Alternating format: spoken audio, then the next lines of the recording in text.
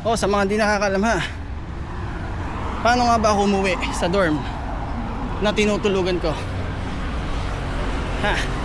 Sa dorm na tinutulugan ko. Paano? Ito. Ganito. Ipapakita ko sa inyo.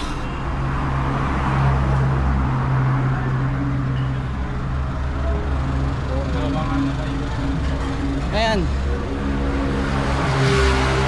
Ayan ang inuman namin dito ha. Yan ang inuman namin dito.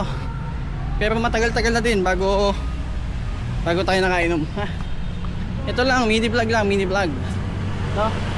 Pag ganitong technique, no, pag madaling araw ako umuwi, ganitong technique. Ano? Lakad lang tayo kasi madilim, di ba? Pero dapat alerto tayo ha. Alerto tayo sa mga gumagalaw sa paligid natin ha. Tingin-tingin tayo sa likod.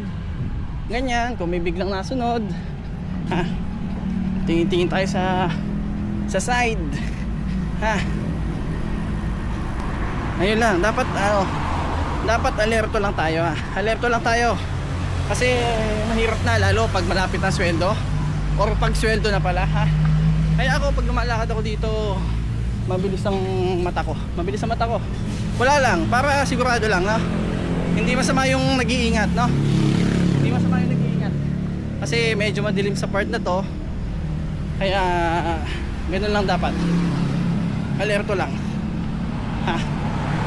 Alerto lang tayo. Tapos kapag biglang may napansin kang kumaluskos, tatakbo ka na mabilis para hindi ka abutan. Ha. Tapos dito ka na sa safest place. Safest place. Ayan. Alright. Nakarating na tayo ng safe. Ganun lang ha. Ganun lang mga kaibigan. Na master. O sige na.